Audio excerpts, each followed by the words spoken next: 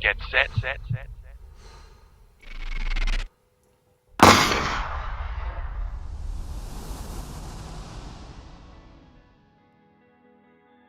There's certainly photos of me walking around as a toddler, but that was so long ago I can't remember it now.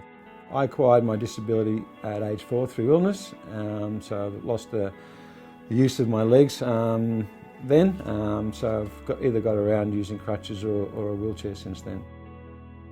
I was always a very active child growing up, regardless of my disabilities. My family has been really supportive of anything I've taken on, and even though they probably didn't think it was a good idea giving me a skateboard when I was 7 years old, and I did come back with missing a lot of bark off my elbows and knees, and I didn't have fingerprints for about 7 or 8 years. They were just completely worn off. They were always supportive of anything I took on, and always supportive of everything I did in sport. I've got my favourite old skateboard still at home. It's Tony Hawk from 30 years ago. So when he was about 12, we were about the same age when we started skateboarding, except he was already in the skateboard magazines at the time, and I was riding his skateboard. It's one of those things where you learn how a skinned knee is not the end of the earth, and you do get better if you're into yourself, and just to dust yourself off if you have a buster and go again. So I think it was quite valuable for me growing up. And about age 13, I was sort of introduced to gymnastics. That was a probably watershed moment in my life.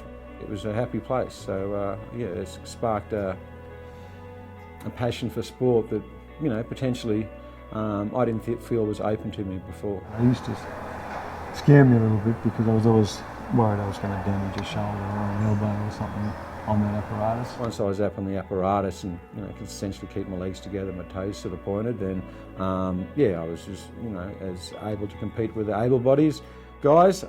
Unfortunately, when I landed, I had to get marked out of what was 10 then. I was marked out of 9.5 because I landed on my knees, and that constituted a fall. So, ending my gymnastics career because I wasn't competitive was, I guess, in some ways a little disappointing. But if you're open to new ideas, there's always a door opening somewhere. So gymnastics gave me a strong work ethic. It made me strong physically, particularly in my upper body. So there are other opportunities out there, and eventually I found powerlifting and was quite successful pursuing that.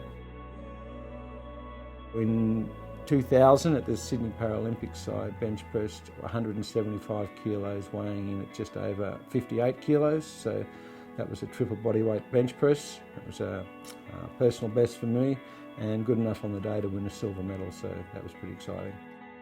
I guess as an athlete I've changed sports from powerlifting to track racing, and then within track racing from sprinting to sort of middle distance, and I often do a lot of races on the road these days. So I guess over the course of quite a long career now, I've had a number of different events, and I guess that's kept me motivated and helped my longevity. When I switched to wheelchair racing, Kurt Fearnley was still only I think maybe 20 years old, so we just became friends, and I think regardless of that, you do these things because you want to challenge yourself against the best. So that's the yardstick. So that's why you put your wheel on the start line and to see how you go against the best in the world.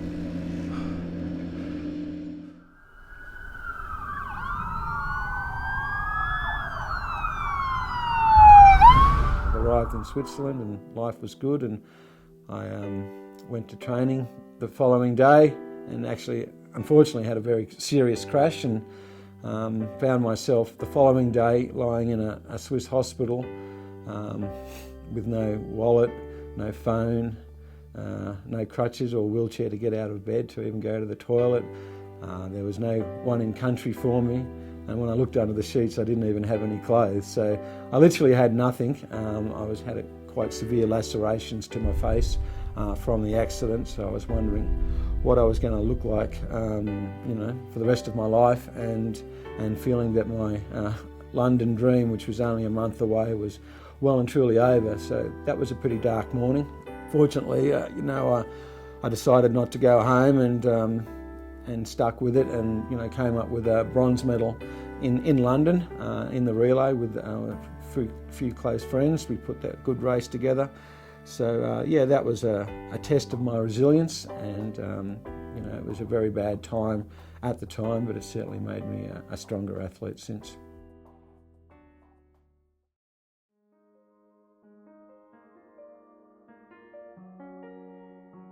I've been to 5 Paralympic Games so far, and the thought of going to a 6th is very exciting. They're all completely unique experiences, so anytime you get an opportunity to go to a Paralympic Games, is always exciting. Rio next year is, it's only 12 months away now, so in real terms that's not very far at all. So if I can hang on and stay competitive and motivated, I'd sure like to be there. This is just what I've been doing, and I guess until I stop enjoying it, or the body doesn't hold up, or my desire to put my wheel on the start line against the best in the world is not there, then I'll just continue.